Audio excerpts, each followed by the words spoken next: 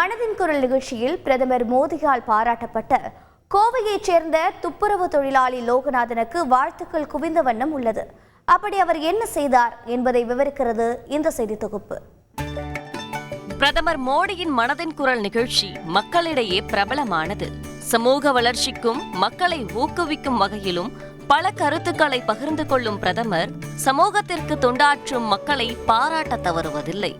அந்த வகையில் கோவை மாவட்டம் சூலூர் பகுதியைச் சேர்ந்த லோகநாதனை மனதின் குரல் 107வது நிகழ்ச்சியில் பாராட்டியிருந்தார். தூய்மை பணியாளரான 59 வயதான லோகநாதன் கடந்த 22 வருடங்களாக வறுமையில் வாடும் குழந்தைகளுக்கும் ஏழை எளிய மக்களுக்கும் தன்னால் முடிந்த உதவிகளை செய்து வருகிறார். பயன்படுத்தப்பட்ட உடைகளை தனது சுற்றுவட்டார கிராமங்களில் இருந்து சேகரித்து அவற்றை சலவை செய்து ஏழை எளிய குழந்தைகளுக்கு வழங்குவதை வாடிக்கையாக கொண்டுள்ளார்.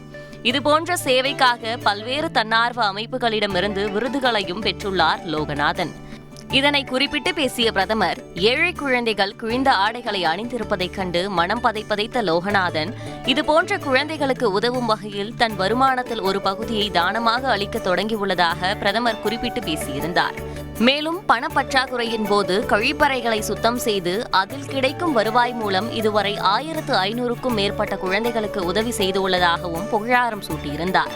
பிரதமரின் பாராட்டிற்கு மனமகிழ்ந்து நன்றி தெரிவித்த லோகநாதன் தனது சேவையை தொடருவேன் என கூறினார். என்னை போன்ற சமூக சேவகர்களுக்கு இது மிகப்பெரிய வளர்ச்சிக்கும் உறுதுணையாக இருக்கும். மேலும் மேலும் எனது சேவையானது தொடர்ந்து இந்த பாராட்டுக்கு மத்தியில் மிகுந்த சேவையை மக்களுக்கு செய்து முடிப்பேன். செல்வச் செழிப்போடு இருக்கும் பலரும் ஏழைகளை கண்டும் காணாமல் கடந்து செல்லும் நிலையில் வறுமையில் வாழ்ந்து வரும் ஒரு துப்புரவு தொழிலாளி ஓடோடி சென்று ஏழைகளுக்கு உதவும் ஈகை குணம் அனைவரையும் வியப்பில் ஆழ்த்தியுள்ளது.